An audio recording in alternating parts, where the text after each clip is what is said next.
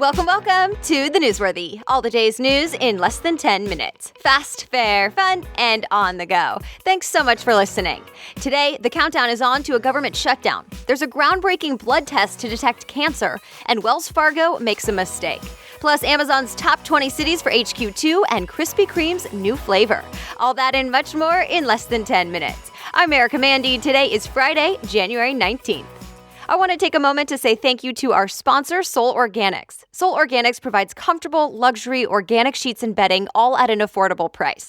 The sheets are soft and hypoallergenic. I personally have the Dove Gray color, but they have all different options, and I love that the company is also fair trade certified.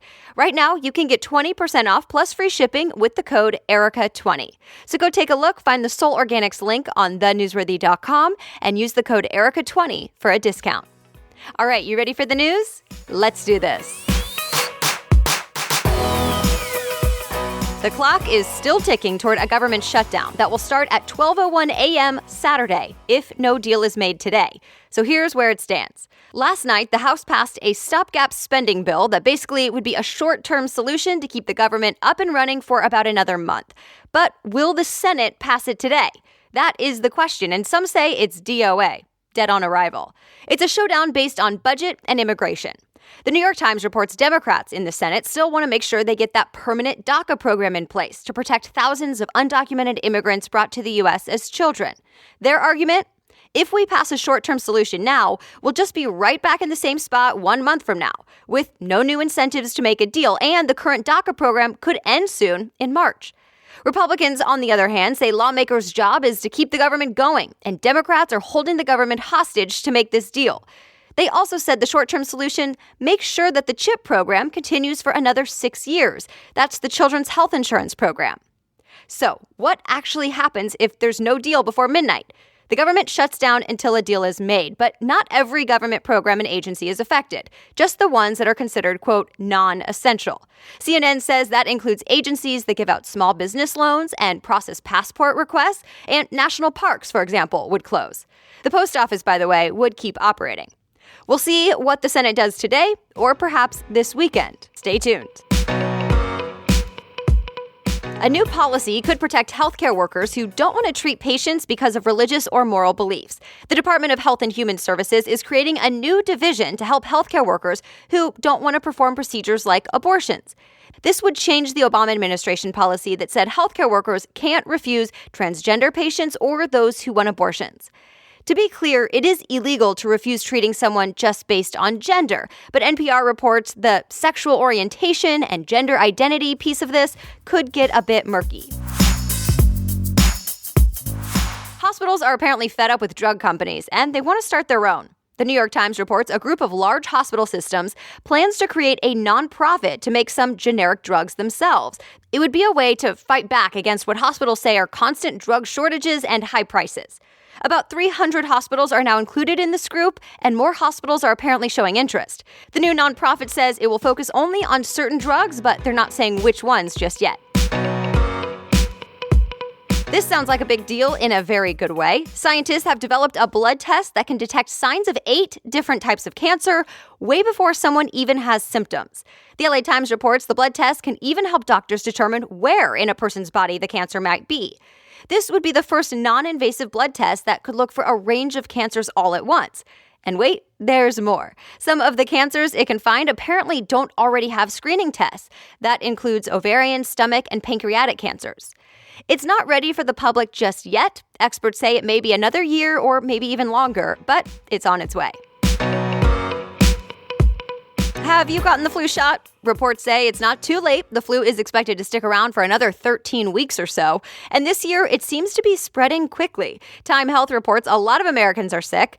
In fact, the CDC has said for the first time in 13 years, every state except Hawaii shows widespread flu activity. The flu shot is about 30% effective this year. All right, other things people may be talking about today. The first short list of cities is here. Amazon has named the 20 finalists in the race to win its HQ2. its second headquarters. The company made it a contest and promised the winning city will get a $5 billion investment and an expected 50,000 jobs. So the top 20 includes a bunch of big cities like Atlanta, LA, Chicago, Miami, and Denver, and some smaller places like Northern Virginia, Columbus, Ohio, and Montgomery County, Maryland. All of them are in the U.S. except one, Toronto. The full list, of course, will be in today's show notes. USA Today points out it looks like Amazon is trying to stay fairly far away from its current headquarters in Seattle. The closest city to Seattle is LA. The top 20 were chosen out of at least 238 cities or regions who applied. Oops, a Wells Fargo glitch yesterday caused some people to panic about their bank accounts. CNN Money reports Wells Fargo double-charged some customers, and that means some accounts were overdrawn and some fees kicked in. Wells Fargo blames an internal technical error. The company hasn't said how many people were impacted, only that it should be fixed now, and any fees or charges from that error will be refunded. So a while ago, I mentioned news of a new Harry Potter mobile game in the works. Well, now there's news of yet another mobile game, and the trailer is out. BuzzFeed reports it's called Harry Potter Hogwarts Mystery.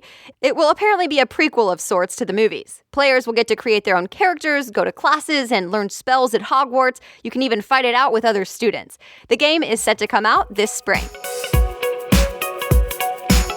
All right, this may make you hungry. You've been warned. But Krispy Kreme is holding a vote for its next new glaze flavor. You can vote between 4 flavor options: blueberry, lemon, caramel, or maple. Each person can vote once per day until Monday. And that's it. You are all caught up. But be aware, there is less than 2 weeks left in the giveaway where someone will take home the big old grand prize, and it could be you. Go to thenewsworthy.com/giveaway to enter. The winner will get a free set of my favorite sheets from Soul Organics, winner's choice of color and size, plus my favorite fragrance oil called Pyrette and some other Pyrette swag, and my favorite journal to get you more productive and focused in 100 days. It's called the Mastery Journal by John Lee Dumas. And finally, Chinese herbs for today from Dao Labs. You just mix the packet with water to start your day with extra immunity support. And it tastes great. You can get up to 3 entries per person, so go check out all the rules at thenewsworthy.com/giveaway, and you can also see all the prizes right there as well. You've only got about a week and a half left to enter. As always, if you want to read more about today's stories, you can do that at thenewsworthy.com. Click episodes in the upper right corner, then today's date. The Newsworthy is ready for you to listen every weekday by 4 a.m. Eastern. Have a great weekend. We'll be back on Monday.